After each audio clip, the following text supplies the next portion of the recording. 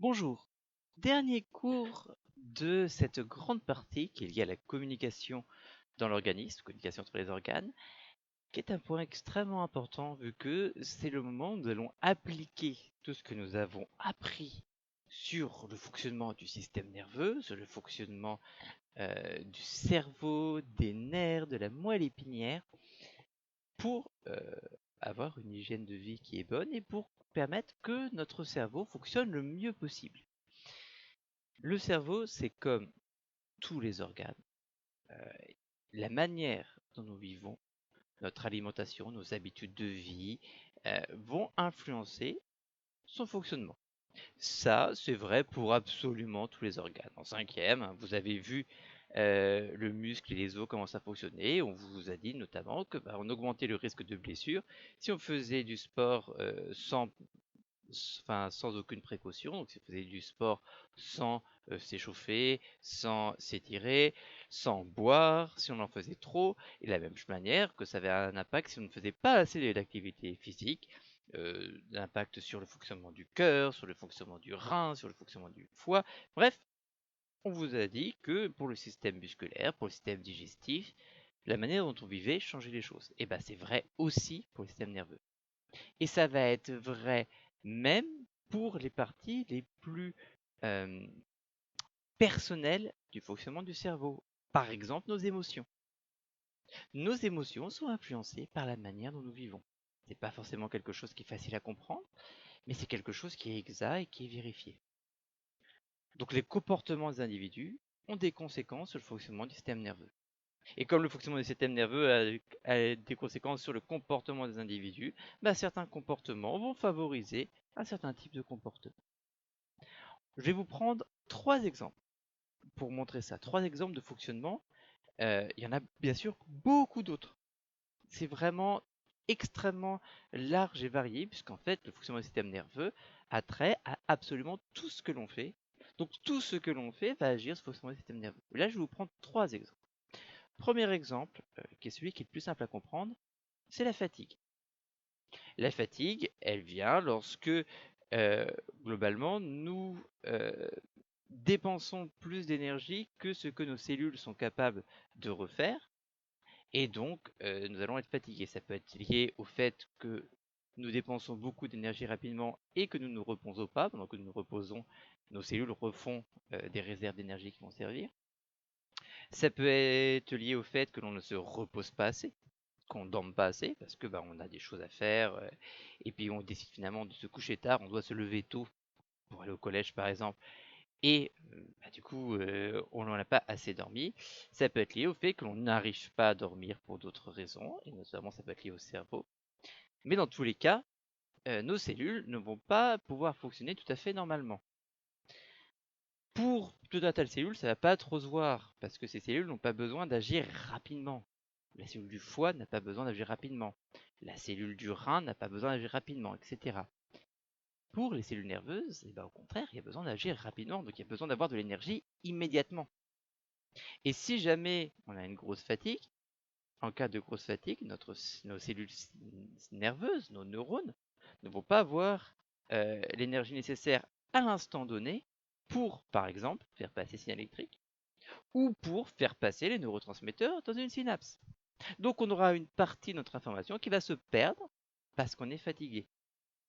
Alors ça se voit très bien pour 2 choses. Si vous êtes fatigué en classe, par exemple, vous vous apercevrez le lendemain que vous vous souvenez beaucoup moins bien de ce qui s'est dit que lorsque vous n'étiez pas fatigué. Pourquoi? Parce que vos neurones de mémoire n'auront pas pu prendre toutes les informations, soit parce que l'information ne sera pas arrivée jusqu'au neurone de mémoire, soit parce que le neurone de mémoire lui-même fatigué n'aura pas pu emmagasiner cette information, et donc vous retenez moins bien. C'est vrai pour toutes les parties du cerveau, et notamment pour une partie qui nous permet d'avoir notre calme. On a une partie du cerveau qui est dédiée entièrement au calme, à la sérénité, qui fait que on va moins s'énerver, que l'on va être capable de nous raisonner, que l'on va être capable de ne pas crier sur quelqu'un qui nous énerve, etc. Il y a une partie du cerveau qui est dédiée à ça. Et cette partie-là fonctionne moins bien quand on est fatigué. Donc une personne fatiguée, va s'énerver beaucoup plus facilement, va se mettre à crier, va être ce qu'on appelle irritable. Le fait d'être fatigué rend les personnes irritables. C'est quelque chose qui est assez connu, hein, que vous avez tous vécu. Lorsque vous êtes fatigué, vous vous énervez plus. Lorsque quelqu'un est fatigué, il s'énerve plus. C'est parce que la partie du cerveau qui est liée au calme ne fonctionne pas correctement. Donc on a vraiment ici un exemple concret, la fatigue, qui change notre comportement. Si je ne suis pas fatigué, je suis moins irritable. Si je suis fatigué, je suis plus irritable. Et ça, simplement lié au fait que cette partie du cerveau fonctionne moins bien quand on est fatigué. Donc le premier point, c'est la fatigue. Elle perturbe le fonctionnement des nerfs, y compris ceux de l'aire du cerveau dédié au calme. Une personne fatiguée aura donc des difficultés à gérer son humeur. J'ai dit, ça change tout, hein. La mémoire, vous retenez moins les choses.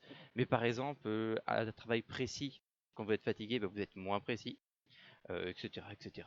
Donc ça va vraiment changer beaucoup de choses parce que les neurones fonctionneront moins bien. C'est le premier point. Le deuxième point va être lié au sens, et puisqu'on a pris, nous, l'exemple de Louis, on va continuer avec Louis, et on va voir ce qui se passe quand le stimulus est trop fort. Le stimulus de Louis, c'est le bruit.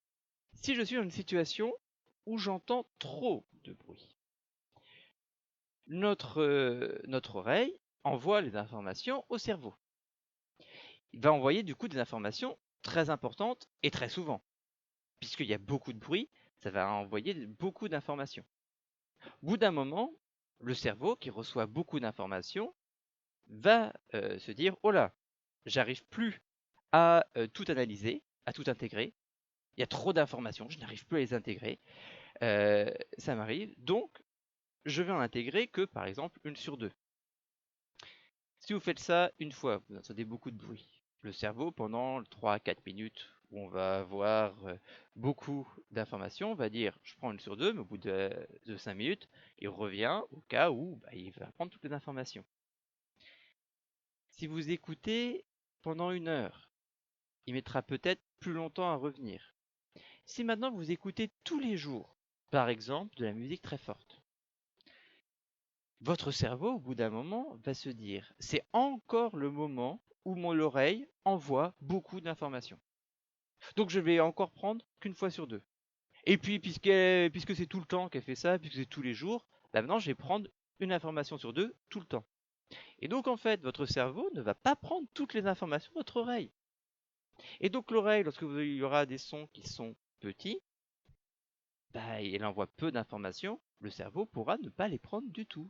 Parce que le cerveau va être habitué à ne prendre que lorsqu'il y a beaucoup d'informations. Et donc en fait, à force d'écouter un son très fort régulièrement, vous allez perdre la capacité d'entendre les sons les plus bas. Parce que le cerveau ne prendra plus en compte les informations faibles qui viennent de l'oreille. Il ne prendra plus en compte que les informations fortes. Ça se voit très bien, alors naturellement ça s'accumule avec l'âge, hein. Plus vous êtes vieux, plus il y a de chances que ça arrive. Mais si une personne devient sourde à cause de ces phénomènes quand elle est vieille, c'est probablement qu'elle a écouté des bruits forts, soit de la musique ou autre chose, dès son adolescence. Ça commence vraiment à l'adolescence, et c'est à l'adolescence où en plus le phénomène est plus marqué, parce qu'à l'adolescence, le cerveau continue à se calibrer. Donc on a vraiment un phénomène qui est très net au niveau de l'audition, qui fait que plus vous êtes dans des bruits forts, plus vous allez perdre de capacité d'audition, parce que moins le cerveau va prendre en compte les informations qui arrivent de l'oreille. Donc un son trop fort peut troubler le fonctionnement de l'aire auditive et à terme mener à la surdité. Surdité, c'est le fait d'être sourd. On peut devenir sourd parce qu'on écoute trop fort de la musique trop souvent. C'est triste à dire, mais c'est une réalité. Alors il y a plein de moyens de se protéger du bruit pour éviter cela. Il y a des moyens qui consistent naturellement à baisser le son de sa musique. Si on est à un concert, il y a des moyens de mettre des bouchons d'oreille. Aujourd'hui, on a des bouchons d'oreille qui ne déforment pas le son et qui permettent du coup d'entendre moins fort la musique tout en étant à un concert où la musique est forte. Un concert, c'est fait, surtout les grands concerts, pour qu'il y ait beaucoup de personnes. Donc ça peut être très loin, donc la musique peut être forte.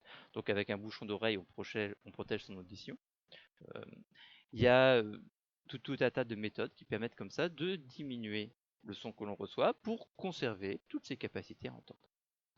Là, l'exemple qui était choisi, c'était celui pour Louis. C'est la même chose avec les lumières trop fortes qui peuvent mener à être aveugle, hein. les goûts trop forts qui peuvent mener à ne plus bien sentir les goûts au niveau de la langue, etc., etc. Vous comprenez le principe.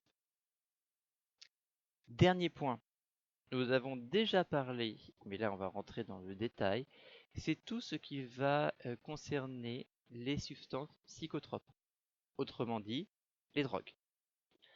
Alors les drogues, là d'un point de vue neurologique, donc pour quelqu'un qui s'intéresse au fonctionnement du cerveau et du système nerveux, ça va être ce qu'on appelle classiquement les drogues, que ce soit des drogues dures ou des drogues douces. D'ailleurs, au passage, la différence entre drogue dure et drogue douce, biologiquement, ça n'a aucun intérêt.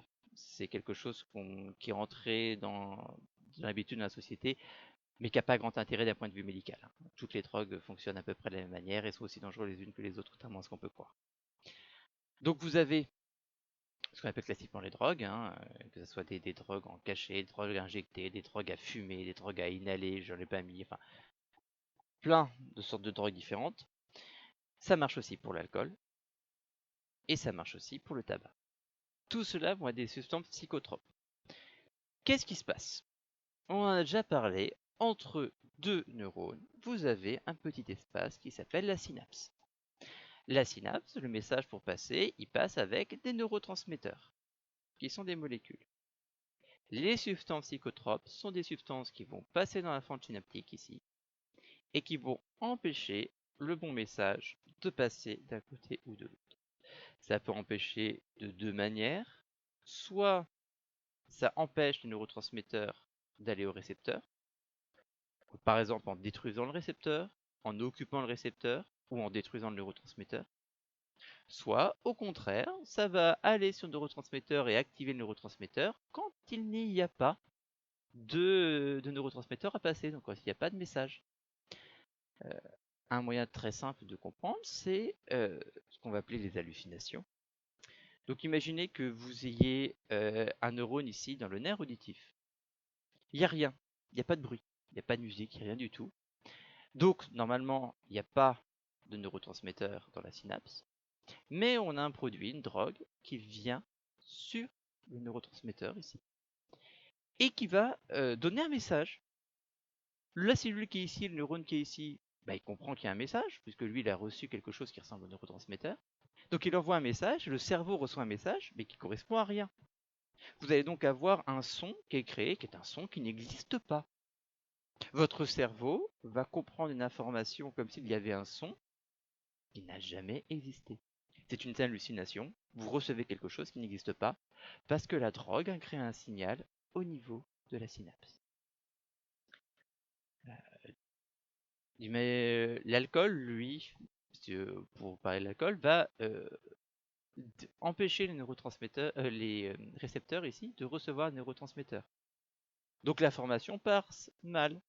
Donc vous allez avoir beaucoup plus de mal à réfléchir parce que vous êtes sur l'emprise de la drogue. Enfin, quand je dis vous, une personne qui serait sur l'emprise de la drogue a beaucoup plus de mal à réfléchir parce que les neurotransmetteurs ont beaucoup plus de mal à faire passer le signal. Ça augmente le temps pour que le signal passe. Du coup, la personne elle réfléchit beaucoup plus lentement, elle a beaucoup plus de mal. Elle peut avoir des problèmes à voir, la vision trouble par exemple, parce que le message qui vient des yeux a du mal à passer, etc. Bref, c'est un autre système de fonctionnement, mais qui va à chaque fois créer des problèmes de réflexion et des problèmes pour ressentir le monde. Les drogues vont avoir un problème à un moment précis, ce qui peut être problématique. Pensez par exemple que vous avez dans votre cerveau une partie du cerveau qui sert à vous faire entrer en dépression et une partie du cerveau qui empêche cette partie-là d'agir. Donc c'est limité, donc ce qui fait que lorsque vous êtes triste, la partie de la dépression s'active, mais pas trop.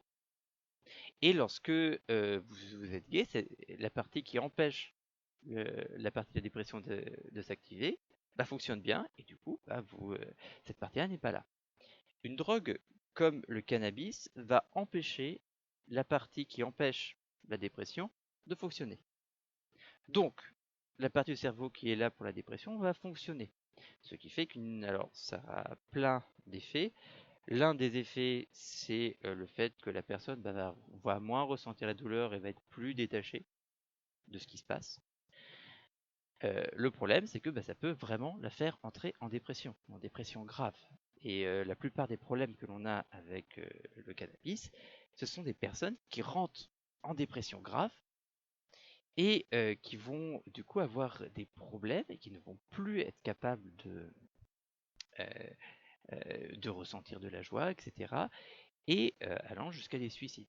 C'est le principal problème que l'on a avec le cannabis, ce sont les personnes qui se suicident parce qu'elles rentrent dans des dépressions graves à cause du cannabis. Sans raison, hein. C'est juste le cannabis empêche la zone qui empêche la zone de dépression de fonctionner, et du coup, derrière, on rentre en dépression. Autre problème, euh, ces drogues-là, elles vont non seulement gêner à un moment, mais sur la durée, elles peuvent carrément empêcher certaines parties de fonctionner.